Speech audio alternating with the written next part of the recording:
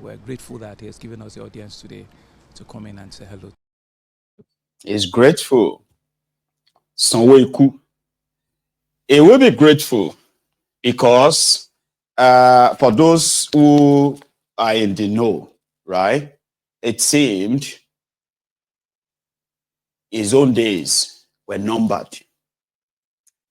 For meeting Kolu today and whatever transpired, it seems that Sanwo-Iku is very happy that yes, finally, like I think everything is sorted now. Oga is no longer angry. But they all had to lie, though. Everything is fine. You see, he forgot his line. Do you understand? Sanwo-Iku forgot his line.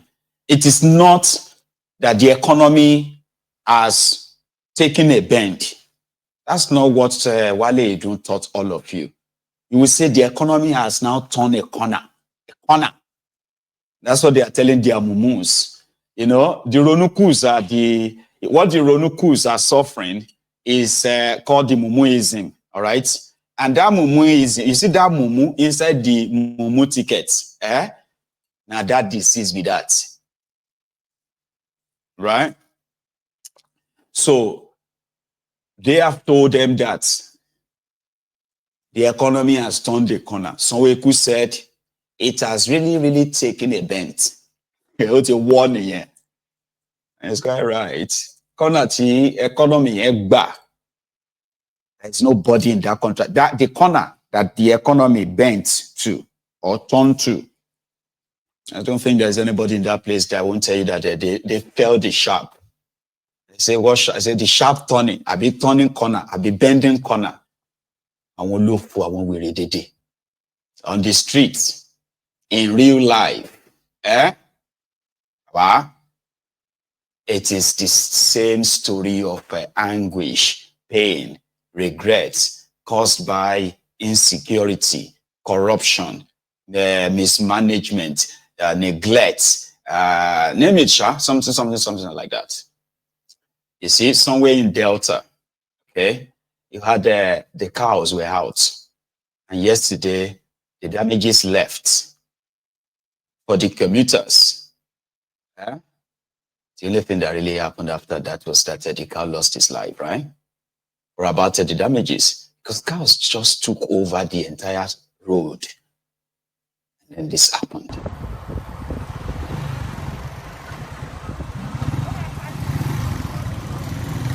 Nah, everybody don't park for express.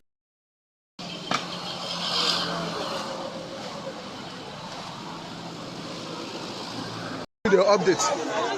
So yes and yes, everywhere is calm. No relevant authorities.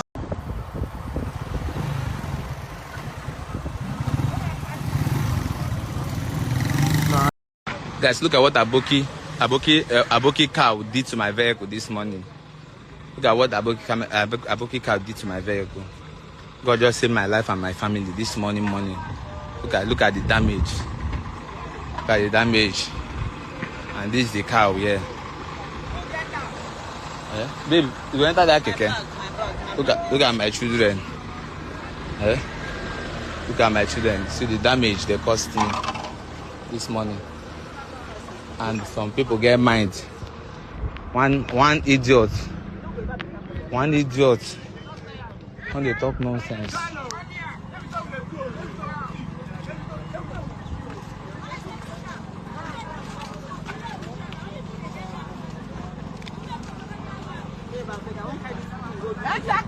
You go now. Okay.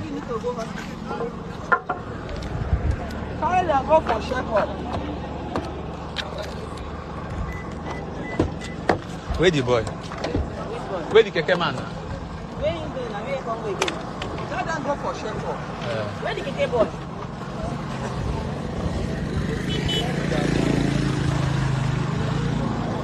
Okay, with this. Baby, we enter that one. Oh yeah, give us our details and I beg. No, give me that one. Carry the bag. Everything that happen, yeah, go motor in a station. Carry your bag. So a couple who had that access. So the cow died, and then the damage left. So no life lost except that of the cow. So in another breath again, I think I should have tell you this.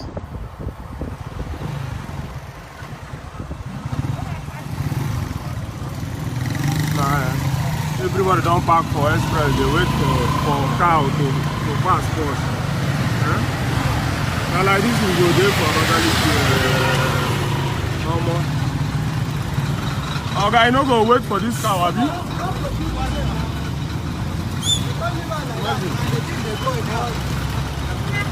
Cow they block road. People they wait for cow to pass before they go where they go. All I do.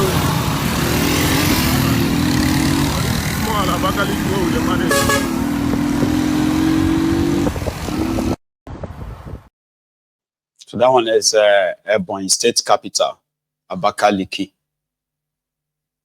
Now, in another part of eastern part of Nigeria, a man has made a video, okay, of the damages also caused by this same Fulani herders and their cows, where you can see the footprints or so, or what's that, footprints of all these cows, and everywhere they marched, they were destroying crop that recently planted.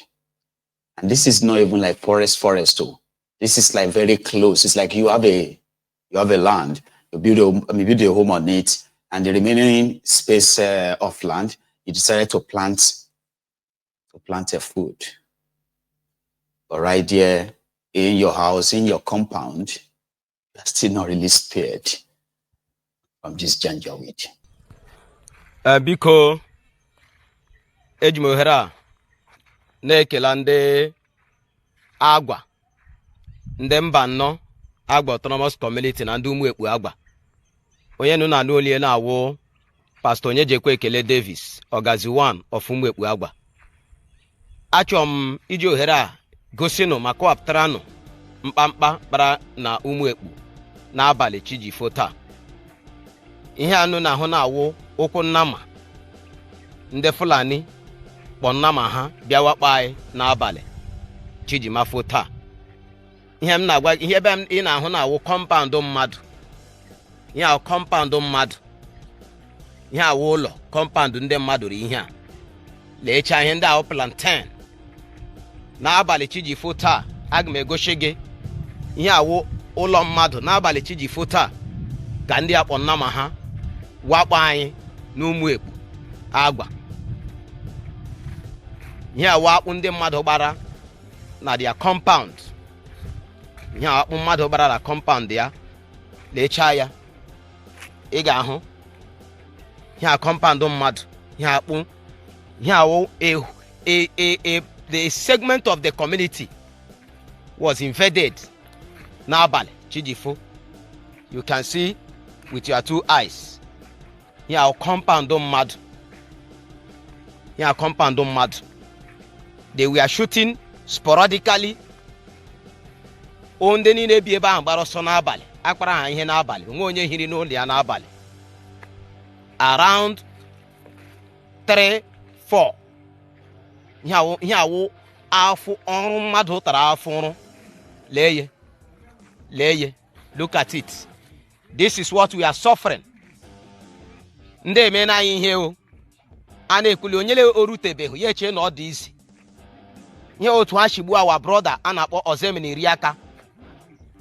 There was no justice. The whole thing was swept under the carpet. Otu aka ha jigbu nwanne anyị nwoke a na-akpọ Tenkobo Chukwuemeka Nnorom. Onwe ihe merenụ. Ihe a compound mmadụ. Look at. Imagine. Here somebody's compound lekwe. They invaded us. Leye here compound here all on the mad. Nde nebi no neba ni ne baroso. Leye. Nde nebi chano leba baroso. Lekwe. Look at. Leye lekwe here na gabiga na agba. A whole agwa. Neje mono. Look at what we are suffering in the hands of strangers. Agwa I got no say balaga ka no shy guzo lekwe here compound de lebi ebe agbachoro so here ebe here na ho na wo lo ndi mmadu here ndi alile na ho na wo cho lo ndi mmadu here ndi alile wo cho lo ndi mmadu this is an uncompleted building abara kpole ya lekwe ndị awala anyi o the Fulanis have taken over our land ka wuzi hu n'ime ọrụ o ke wo n'ụlọ o ihe wa mumu ekpu o lekweni you can see things with your eyes. You can see this ihe wo lekwe ụlọ mmadụ lekwenu ihe ndị alile wocha ụlọ ndị mmadụ. These people awala anyi o agba tekwe n'ọra umu ekpu teno n'ọra mba no teno n'ọra o ihe wa mumu ekpu kalile ihe o lekwe to these people ji invade our land. Ask them can wait here to the notice of everybody. Ndewono.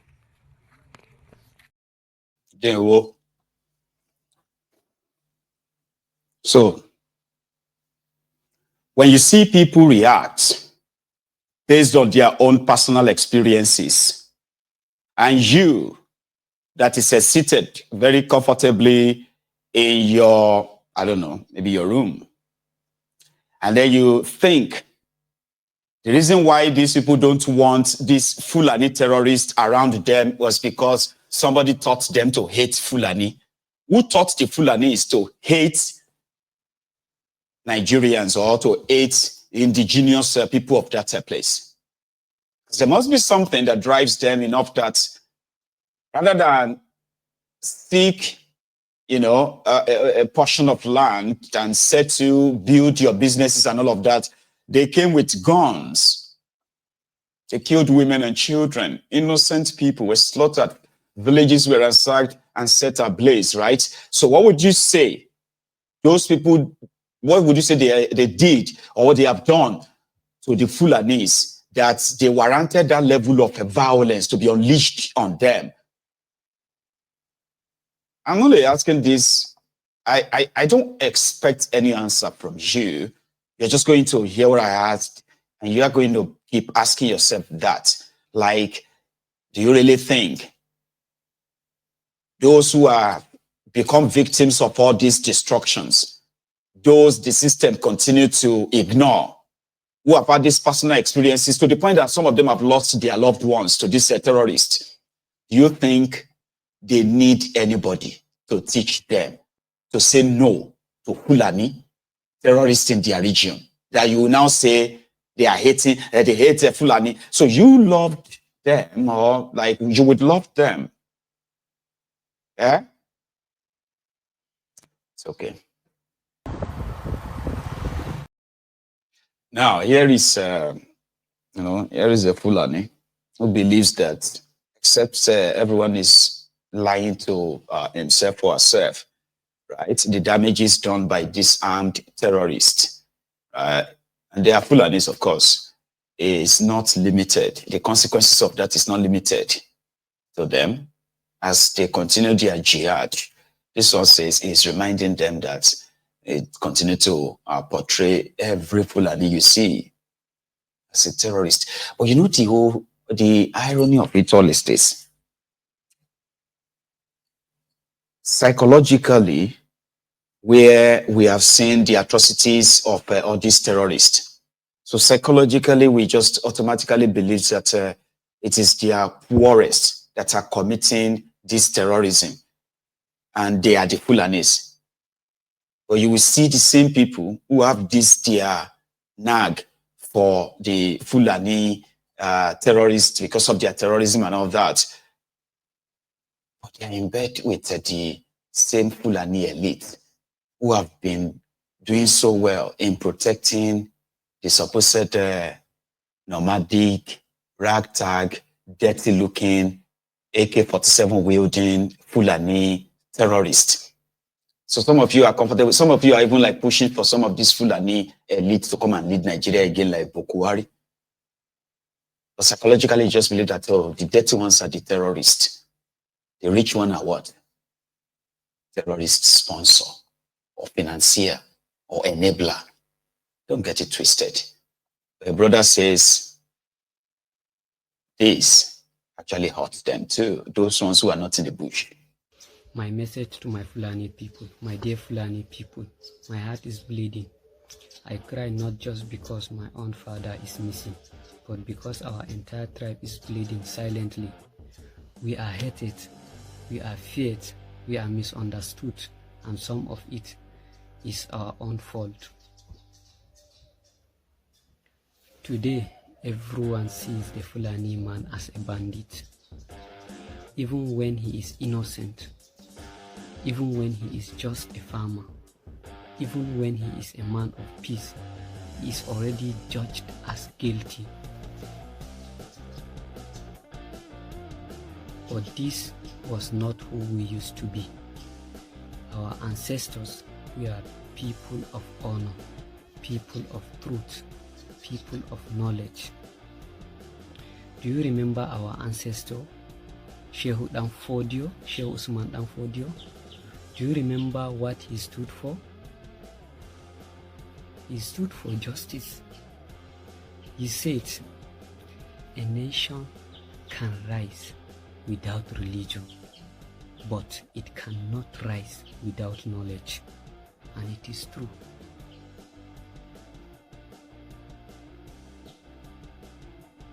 Countries like America now, they rise because they have knowledge, not religion.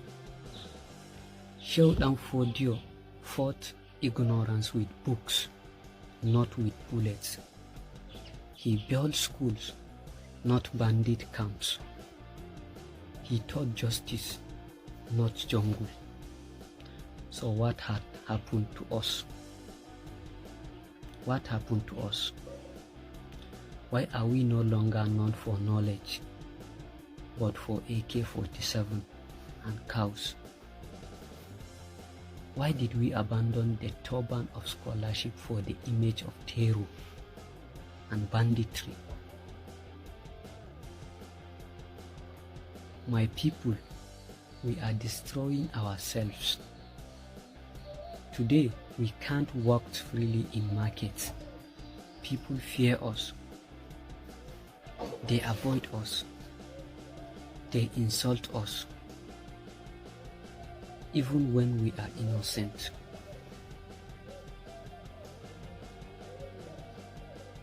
My father was a peaceful man. He worked to bring peace between government and our own community. They called him to help, but now he has already disappeared. He has disappeared, and nobody wants to speak for him because he is a Fulani. Wallahi, I swear to Allah, wallahi, this is not the future Shehu Danfodio wanted for us. He wanted us to lead with wisdom, not fear. He wanted us to carry books, not guns. He wanted us to protect the weak, not oppress them. My dear Fulani youth, don't let ignorance define our future. Let us return to knowledge. Let us return to peace. Let us return to honor. Please. If we don't change, wallahi, the world will bury us with shame. The world will bury us in shame. May Allah protect the innocent among us. May He guide those who have lost the path, and may He return my father safely. Thank you very much. You're welcome. Well, he's such an ignorant young boy. Uthman Danfodio was a terrorist. And I don't mean to shit on you, those of you who have a Fulani root and all that. Don't get me wrong. History is, it's very stubborn. Uthman Danfodio is the official first terrorist, first black terrorist Because the first set of terrorists were the Arabs. After the Arabs, then the Europeans. So after the Europeans, I